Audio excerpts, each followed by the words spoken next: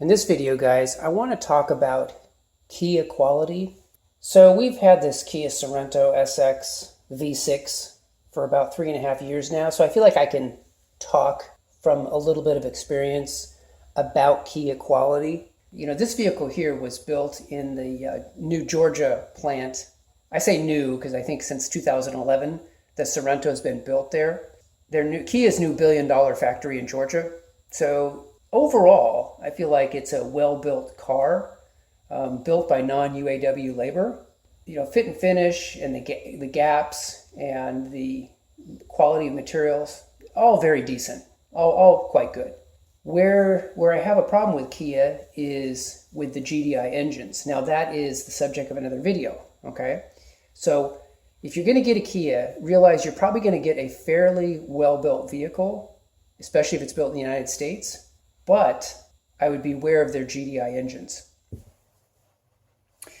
And just to cut away from that video a little bit, guys, I want to talk about GDI engines. So our Kia is a non-GDI engine, and I think that's preferable over the GDI engines. However, two ways to get around GDI.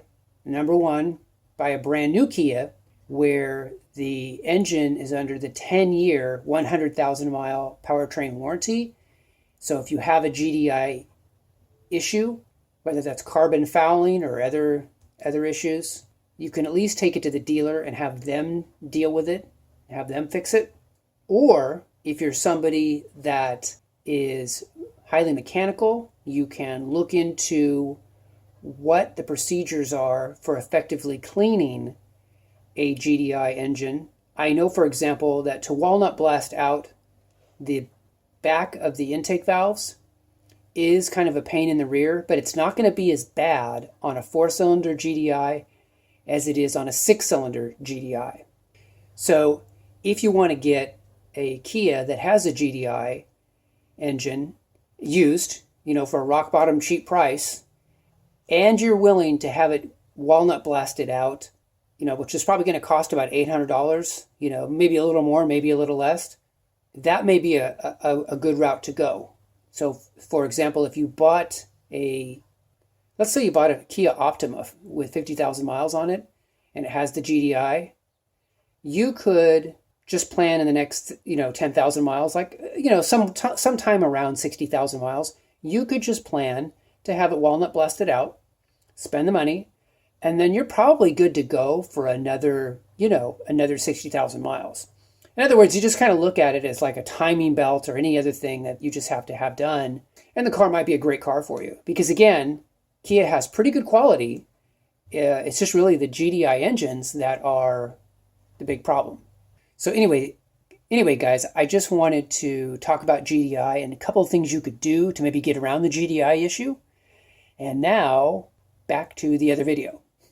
Now, this vehicle has been pretty much problem-free, except for one issue with the transmission temperature sensor. It had a defective transmission temperature sensor. So that means I had to go to Kia. I went to the dealer and got the OEM temperature sensor. Now, it's only a $30 part, but the problem was you had to kind of dig into the transmission a little bit to get to it. So, and interestingly enough, the transmission pan on this 6-speed transmission, automatic transmission, which is a very good transmission, by the way, it's actually a vertical pan, if you can believe that. So I had to remove the vertical pan, and remove some other things to get to it. And what really helped me, guys, was a lot of the tips and techniques that I share in my videos about how to get into really tight places and use extensions and all that kind of stuff. Really came in handy to be able to get to that temperature sensor. So I was able to get to the temperature sensor, and I was able to replace it, with a new temperature sensor. And I haven't gotten any problems or fault codes since. At the time, it was a problem because the transmission would go into limp mode. It would get a faulty temperature reading, go into limp mode, and it was a pain in the rear. It would be real sluggish, and it would just run really weird. You would know, okay, this is in limp mode.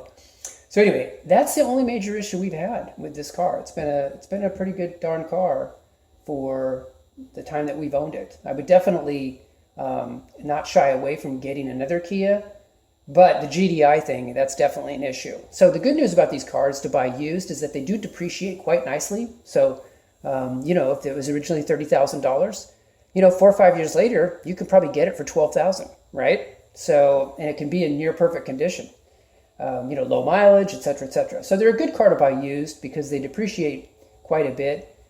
Just because Kia's reputation is still a little on the spotty side, right? Just a little on the spotty side, even though the vehicles themselves are very good. Keep in mind too that Kias generally ride a little bit stiffer. This one rides more stiff than the equivalent Hyundai model, like the Santa Fe.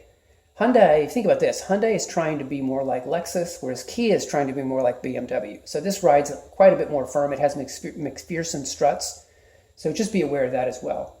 But overall, pretty happy with Kia quality. And while I wouldn't give Kia a major ringing endorsement, certainly it's not been a bad vehicle for us. And I wouldn't say shy away from a Kia if it's a really good condition, fairly low mileage, and you can get a great deal. That's the key.